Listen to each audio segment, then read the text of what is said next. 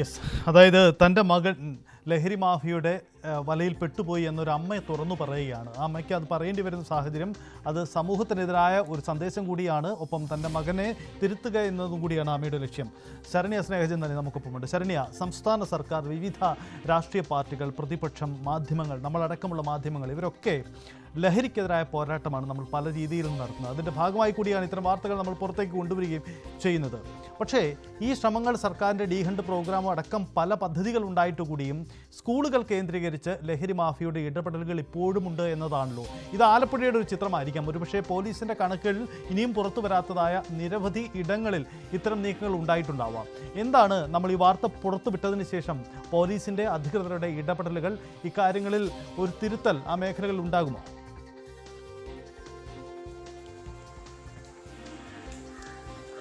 സജിത്തെ, വളരെ ദൗർഭാഗ്യകരമാണ് സാഹചര്യങ്ങൾ എന്ന് പറയുന്നതാണ് നല്ലത്. കാരണം നമുക്കറിയാം, ലഹരി വലിയ തോതിൽ സമൂഹത്തിൽ പിടിമുറുക്കുകയും പ്രശ്നങ്ങൾ ഉണ്ടാക്കുകയും ചെയ്ത ഘട്ടത്തിലാണ് സർക്കാർ ഓപ്പറേഷൻ ഡി-ഹണ്ട് അടക്കമുള്ള ഒരു ലഹരി വേട്ടയ്ക്കായി അത്തരത്തിൽ ലഹരി വിൽപ്പന നടത്തുന്ന ആളുകളെ കണ്ടെത്തി ഇവരെ പിടിക്കുന്നതിനുള്ള ഒരു നീക്കം പോലീസിന്റെ ഭാഗത്ത് നിന്ന് ഉണ്ടായത് എന്നുള്ളതാണ്. സർക്കാർ അതിൽ വലിയ ഇനിഷ്യേറ്റീവ് എടുക്കുകയും ചെയ്തു. പക്ഷേ ഒരു വഴി കണ്ടെത്തുമ്പോൾ മറ്റൊരു വഴി തുറന്ന് ലഹരി മാഫിയ മുന്നോട്ട് പോകുന്ന രീതിയാണ് നമ്മളിപ്പോൾ കണ്ടുകൊണ്ടിരിക്കുന്നത്, നമ്മൾ പ്രേക്ഷകരുടെ മുന്നിലേക്ക് വെച്ചുകൊണ്ടിരിക്കുന്നത്. അതായത് നമുക്കറിയാം, കഞ്ചാവ് ആണെങ്കിൽ തന്നെ ഒരു നിശ്ചിത ക്വാണ്ടിറ്റി ഉണ്ട്. ആ ക്വാണ്ടിറ്റി പിടിച്ചാൽ മാത്രമേ മുതിർന്ന ആളുകൾ ഈ കഞ്ചാവ് വിൽപ്പന നടത്തിയാൽ അവർക്ക് ഈ പറഞ്ഞ രീതിയിലുള്ള ഒരു റിമാൻഡ് അടക്കമുള്ള കർശനമായ നടപടികളിലേക്ക് പോകാൻ കഴിയും. അല്ലാത്ത പക്ഷം ഇവര് സ്റ്റേഷൻ ജാമ്യത്തിൽ ഉൾപ്പെടെ പലരും പോകുന്ന ഒരു സാഹചര്യം ഉണ്ടാവാറുണ്ട്, ജാമ്യം കിട്ടി പോകുന്ന ഒരു സാഹചര്യം ഉണ്ടാവാറുണ്ട്.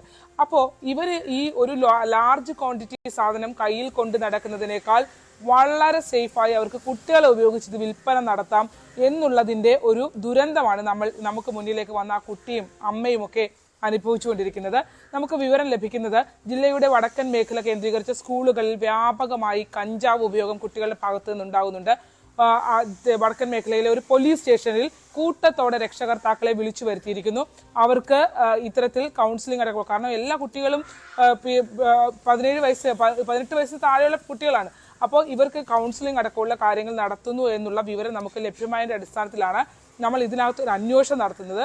ഈ സ്റ്റേഷനിലേക്ക് ചെല്ലുമ്പോൾ തന്നെ സ്റ്റേഷന്റെ പുറത്ത് തന്നെ ഒരു കൂട്ടം രക്ഷകർത്താക്കളെ നമ്മൾ കണ്ടു എന്നുള്ളതാണ്. പലരും തകർന്നടിഞ്ഞ അവസ്ഥയിലായിരുന്നു. കാരണം ആരും മക്കൾ ഇത് ഉപയോഗിക്കുമെന്നുള്ള കാര്യം പൊതുസമൂഹത്തോട് പറയാൻ ആഗ്രഹിക്കുന്നില്ല. അതിനപ്പുറം ഒരു രക്ഷകർത്താവും അത് വിശ്വസിക്കുന്നില്ല എന്നുള്ളതാണ്. അതായത് നമുക്ക് ചുറ്റും ഇതൊക്കെ സംഭവിച്ചുകൊണ്ടിരിക്കുമ്പോൾ നമുക്കിതൊന്നും സംഭവിക്കില്ല എന്നുള്ള ഒരു ആത്മവിശ്വാസം, സ്വന്തം മക്കളിലുള്ള ഒരു ആത്മവിശ്വാസം ഒക്കെ വെച്ചാണ് ഓരോ രക്ഷകർത്താക്കളും പോകുന്നത്. അവിടെ അകത്തേക്ക് വിളിച്ച് പോലീസുകാരെ ഈ മക്കൾ ഇത് ഉപയോഗിക്കുന്നുണ്ടെന്ന് പറഞ്ഞ ഘട്ടത്തിൽ പല രക്ഷകർത്താക്കളും അങ്ങനെ ഒരു സംഭവമേ ഇല്ല എന്നുള്ള നിലപാടിൽ അവർ ഉറച്ചു നിന്നു എന്നുള്ളതാണ്. പക്ഷേ കുട്ടികളെയും മക്കളെയും ഒരുമിച്ചിരുത്തി സംസാരിപ്പിച്ചപ്പോൾ പോലീസ് അവർക്ക് ലഭ്യമായിട്ടുള്ള വിവരങ്ങൾ തേടിയപ്പോൾ അത് പോലീസ് വിശദീകരിച്ചപ്പോൾ കുട്ടികൾ ഇത് നിഷേധിച്ചില്ല എന്നുള്ളതാണ്. അവര് വ്യക്തമായി കാര്യങ്ങൾ പറഞ്ഞതോടുകൂടി ബോധരഹിതയായി വീണ അമ്മമാരെ ഉൾപ്പെടെ നമ്മൾ അവിടെ കണ്ടു എന്നുള്ളതാണ്. അത്തരത്തിലുള്ള സാഹചര്യമാണ് ഉണ്ടാകുന്നത്. ഈ ഓപ്പറേഷൻ ഡി-ഹണ്ടിന്റെ ഭാഗമായി ഈ ലാർജ് ക്വാണ്ടിറ്റി മയക്കുമരുന്നുകളാണെങ്കിലും കഞ്ചാവ് പോലുള്ള ലഹരി പദാർത്ഥങ്ങളാണെങ്കിലും ഇത് കൊണ്ടുപോകുന്നത് ഇവർക്കൊരു ശ്രമകരമായ ദൗത്യമായി മാറിയപ്പോൾ വളരെ കുറഞ്ഞ ചിലവിൽ കാരിയേഴ്സിന് കിട്ടാവുന്ന, അല്ലെങ്കിൽ വളരെ എളുപ്പത്തിൽ വിറ്റ് കുട്ടികളെ കബളിപ്പിച്ചിട്ടാണെങ്കിലും വിറ്റ് അവർക്കിടയിൽ നിന്ന് വലിയ തുക കണ്ടെത്താൻ കഴിയുന്ന രീതിയിലുള്ള ഒരു മാർക്കറ്റായി ഇപ്പോൾ ഈ സ്കൂളുകൾ കേന്ദ്രീകരിക്കുന്നു എന്നുള്ളത് യാഥാർത്ഥ്യമാണ്. അത് നടക്കുന്നുണ്ട് എന്നതിന്റെ പ്രകടമായ പ്രത്യക്ഷത്തിലുള്ള വെളിപ്പെടുത്തലാണ് നമ്മൾ പുറത്തേക്ക് വിടുന്നത്. അതായത് ചെറിയ ചെറിയ പാക്കറ്റുകളായി ഈ സാധനങ്ങൾ കുട്ടികളെ ഇവർ ഫോൺ വിളിച്ച് പറയുമ്പോൾ അവരെ എത്തിക്കും. ഒപ്പം തന്നെ ആ സ്പോട്ടിൽ ഇവർ കൊണ്ടുവച്ചിട്ട് പോകത്തുള്ളൂ, ഡയറക്റ്റ് പോലും കോണ്ടാക്ട് ഇല്ല, കൊണ്ടുവച്ചിട്ട് പോകും.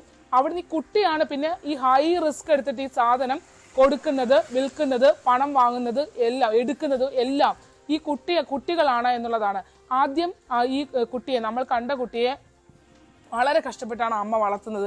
ഞാൻ ആ വീട്ടിലേക്ക് കയറി, നമ്മൾ ആ വീടിന്റെ ചിത്രങ്ങളും കാര്യങ്ങളും ഒന്നും പുറത്തേക്ക് വിടുന്നില്ല. കാരണം അതിന്റെ ഒരു ഐഡന്റിറ്റി ഏതാണെന്ന് പുറത്തേക്ക് വരുന്നത് കൊണ്ടാണ്. വീടിന്റെ അലമാരകളെല്ലാം അടിച്ച് തകർത്ത് വെച്ചിട്ടുണ്ട്, ഗ്ലാസ് എല്ലാം പൊട്ടിയിരിക്കുകയാണ്, ഉപകരണങ്ങളെല്ലാം തകർന്നിരിക്കുകയാണ്. ഒരമ്മ കഷ്ടപ്പെട്ട് വളർത്തുന്ന മകനാണ്, 2 കുട്ടി, അച്ഛൻ പോലും ഇല്ല അവർക്ക്. അങ്ങനെ ഉള്ള ഒരു അവസ്ഥയിൽ ഇനി സഹിക്കാൻ പറ്റും. ശരണ്യ ഒന്ന് തുടരുക. രമേശ് ചെന്നിത്തല ഇപ്പോൾ നമുക്കൊപ്പം ചേരുകയാണ്. ശ്രീ രമേശ് ചെന്നിത്തല, താങ്കൾ കഴിഞ്ഞ ദിവസമാണ് ലഹരിക്കെതിരെ നിലപാടെടുത്തുകൊണ്ട് ഒരു വലിയ പ്രക്ഷോഭ പരിപാടിക്ക് തുടക്കമിട്ടത്. ജനങ്ങളെ അണിനിരത്തിക്കൊണ്ട് ഒരു റാലിയൊക്കെ താങ്കൾ സംഘടിപ്പിക്കുന്നുണ്ടായി. ഇന്ന് ആലപ്പുഴ ജില്ല, താങ്കളുടെ നിയോജക മണ്ഡലം ഉൾപ്പെടുന്ന ആലപ്പുഴ ജില്ലയിൽ നിന്ന് തന്നെയുള്ളൊരു വാർത്തയാണ് ഞങ്ങൾ റിപ്പോർട്ട് ചെയ്യുന്നത്.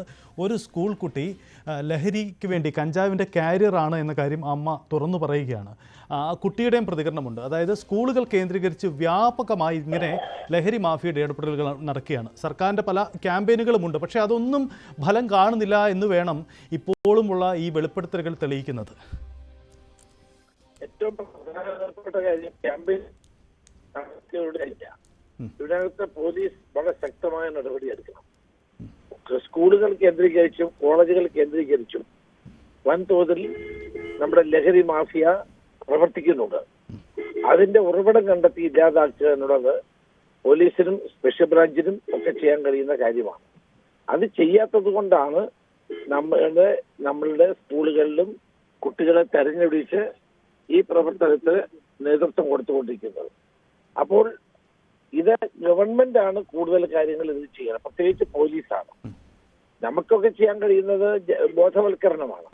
അപ്പൊ ബോധവൽക്കരണ നടപടിയോടൊപ്പം പോലീസിന്റെ കരുത്തുള്ള ആക്ഷൻ ഉണ്ടായാൽ മാത്രമേ ഈ ആളുകളെ കണ്ടെത്താൻ കഴിയൂ, ഈ കാരിയേഴ്സിനെ കണ്ടെത്താൻ കഴിയൂ.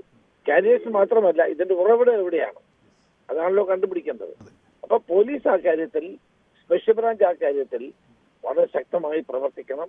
എന്നാൽ മാത്രമേ ഈ പരിഹാരം ഉണ്ടാക്കാൻ കഴിയൂ. ഈ അമ്മയുടെ വെളിപ്പെടുത്തൽ ഞെട്ടിപ്പിക്കുന്ന ഒന്നാണ്. ഏതായാലും അവരെ തുറന്നു പറഞ്ഞത് നന്നായി.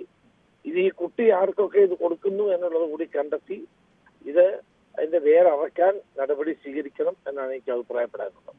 താങ്കൾ പറഞ്ഞ ഒരു വളരെ പ്രധാനപ്പെട്ട കാര്യമാണെന്ന് തോന്നുന്നു. കാരണം നമ്മൾ ലഹരിക്കെതിരായ ക്യാമ്പയിനുകൾ ജനറലി നമ്മൾ പല യോഗങ്ങളും സ്കൂളുകളിലെ ക്യാമ്പയിനുകളും ബോധവൽക്കരണവുമായി ഇങ്ങനെ നടക്കുന്നുണ്ട്. പക്ഷേ അതിനുമപ്പുറം യഥാർത്ഥത്തിൽ ഇത് എത്തേണ്ടത് പോലീസിൻ്റെ, നമ്മുടെ ഫോഴ്സിൻ്റെ ഇടപെടൽ തന്നെയാണ്. അതാണ് ഏറ്റവും പ്രധാനം, അല്ലേ? അങ്ങനെ തോന്നുന്നു, അല്ലേ? അതെ, അതാണ് ചെയ്യേണ്ടത്. അല്ലാണ്ട് ഇപ്പം നമുക്ക് കണ്ടുപിടിക്കാൻ പറ്റുമോ? സ്പെഷ്യൽ ബ്രാഞ്ച് എന്തിനാണ്? ഈ സ്പെഷ്യൽ ബ്രാഞ്ചിന്റെ ജോലി എന്താണ്? ഇത്തരം അനധികൃതമായി ഈ ഡ്രഗ് വിൽക്കുന്ന ആളുകളെ കണ്ടെത്തുകയും അവരെ പോലീസ് റിപ്പോർട്ട് ചെയ്ത് പോലീസിനെ കൊണ്ട് അറസ്റ്റ് ചെയ്യുകയും ചെയ്യാനുള്ളതല്ലേ അവർ ചെയ്യേണ്ടത്. അപ്പൊ അവർക്ക് ഒരു അലസത ഈ കാര്യത്തിൽ കാണിക്കുന്നു എന്നുള്ളത് സത്യമാണ്. ചില സ്ഥലങ്ങളിൽ പോലീസും ഈ ഈ ഡ്രഗ് മാഫിയയുമായി കൈകോർത്ത് പിടിച്ച് നിൽക്കുന്നുണ്ട്. അവിടെ അതിന്റെ എല്ലാം അടിസ്ഥാനം സാമ്പത്തികമാണ്. അപ്പൊ അങ്ങനെ വരുന്ന നടപടികൾ ഫലപ്രദമായി നേരിടേണ്ടത് സ്പെഷ്യൽ ബ്രാഞ്ചാണ്. സ്പെഷ്യൽ ബ്രാഞ്ച് ഇത് കണ്ടെത്തി പോലീസിനെ അറിയിച്ച് പോലീസിലൂടെ ഇത് ഇല്ലാതാക്കുക എന്നുള്ളതാണ് ഏറ്റവും ആവശ്യമായിട്ടുള്ളത്. ഒരു കാര്യം കൂടി, തിരക്കിലാണെന്നറിയാം, ഒരു കാര്യം കൂടി. സംസ്ഥാനത്തെ ഒരു വലിയ മുന്നണിയെ നയിക്കുന്ന വ്യക്തി കൂടിയാണ് താങ്കൾ. അതായത് വരാനിരിക്കുന്ന നമുക്ക് രണ്ട് തെരഞ്ഞെടുപ്പുകളാണ്. പലപ്പോഴും നമ്മുടെ ഈ പ്രകടന പത്രിക, രാഷ്ട്രീയ പാർട്ടികളുടെ പ്രകടന പത്രികയിൽ അത്ര കണ്ടൊന്നും ഉൾപ്പെടാത്ത വിഷയമാണ് ലഹരി വിരുദ്ധ പോരാട്ടം. ഇനിയുള്ള കാലത്ത് താങ്കൾ ഉൾപ്പെടുന്ന UDF അടക്കമുള്ള മുന്നണി ലഹരി വിരുദ്ധ പോരാട്ടം ഒരു പ്രധാനപ്പെട്ട അജണ്ടയായി ഈ പ്രകടന പത്രികയിൽ ഇത് ഉൾപ്പെടുത്തുമോ? ആ ഒരു ധൈര്യം കാട്ടി UDF മാത്രമല്ല, കേരളം ഒരു പ്രധാന അജണ്ടയായി ഏറ്റെടുക്കേണ്ട കാര്യമാണ്. ഇതൊരു കൊളംബിയ ആകാൻ പാടില്ല, പഞ്ചാബ് ആകാൻ പാടില്ല.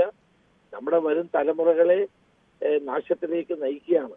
അപ്പോൾ അതിനെ തടയാനുള്ള നടപടികൾക്ക് നമ്മളെല്ലാവരും ഒരുമിച്ച് നിൽക്കുക. അതിനകത്ത് ഒരു രാഷ്ട്രീയവുമില്ല. അതാണ് ഞാൻ പറഞ്ഞത്, ഗവൺമെന്റ് ശക്തമായ ഇടപെടൽ നടത്തണം, എന്നാലേ നിൽക്കുകയുള്ളൂ. അതുകൊണ്ട് ഗവൺമെന്റ് മുന്നോട്ട് വരണം. തീർച്ചയായിട്ടും ഞങ്ങളുടെ പ്രകടന പത്രികയിൽ ഈ കാര്യങ്ങൾ ഉണ്ടാകും. അതോടൊപ്പം തന്നെ നമ്മളെല്ലാവരും ചേർന്ന് ഇതിനെ നിയന്ത്രിക്കാനുള്ള നടപടികൾ ഉണ്ടാകണം. വളരെ നന്ദി രമേശ് ചെന്നിത്തല തിരക്കിനിടയിൽ പ്രതികരിച്ചതിന്. എന്തായാലും സംസ്ഥാനം ലഹരി വിരുദ്ധ പ്രതിജ്ഞ എടുത്തുകൊണ്ട് മുന്നോട്ട് പോവുകയാണ്. ഇന്ന് സ്വാതന്ത്ര്യ ദിനമാണ്. നമ്മുടെ സ്വാതന്ത്ര്യം എന്നത് എല്ലാ അർത്ഥത്തിലും ഉണ്ടാവേണ്ടതാണ്. ലഹരിയിൽ നിന്നുമുള്ള സ്വാതന്ത്ര്യം കൂടിയാണ് നമുക്ക് ഉണ്ടാവേണ്ടത്. ആ ഓർമ്മപ്പെടുത്തൽ കൂടി ഇന്നത്തെ ദിവസം ഉണ്ടാവണം. അതുകൊണ്ട് ഇന്നത്തെ ദിവസത്തെ ഈ വാർത്തയ്ക്കും പ്രസക്തിയേറെയാണ്. നമുക്ക് പ്രഖ്യാപനങ്ങളും നീക്കങ്ങളും ഒന്നുമല്ല വേണ്ട. ഇക്കാര്യത്തിൽ രാഷ്ട്രീയ തർക്കങ്ങൾക്കപ്പുറം ഒന്നിച്ചു നിൽക്കണം. അതിന് നമ്മുടെ സംവിധാനങ്ങളുടെ ഇടപെടൽ ഉണ്ടാവണം, പൊതുസമൂഹത്തിൻ്റെ ഇടപെടൽ ഉണ്ടാവണം. ബന്ധപ്പെട്ട എല്ലാവരും ആ തരത്തിൽ ഇടപെട്ടാൽ മാത്രമേ ഇത്തരം ഇനിയുമുള്ള തുറന്നുപറച്ചിലുകളും നിരീക്ഷണങ്ങളും നമുക്ക് ശക്തമാക്കാൻ കഴിയുകയുള്ളൂ. ഫിലിപ്പ് മമ്പാട്, ലഹരി വിരുദ്ധ പ്രവർത്തകൻ, നമുക്കൊപ്പമുണ്ട്. ശ്രീ ഫിലിപ്പ് മമ്പാട്, ഒരുപക്ഷേ താങ്കൾക്ക് നേരിട്ട് ബോധ്യമുള്ള മേഖലയാവാം നമ്മളിപ്പോൾ ഈ റിപ്പോർട്ട് ചെയ്യുന്ന സ്ഥലങ്ങൾ. കാരണം രമേശ് ചെന്നിത്തലയൊക്കെ സൂചിപ്പിച്ചതുപോലെ നമുക്ക് ബോധവൽക്കരണത്തിനപ്പുറം നമ്മുടെ ഫോഴ്സിൻ്റെ ഇടപെടൽ, നിരീക്ഷണം ആ മേഖലയിൽ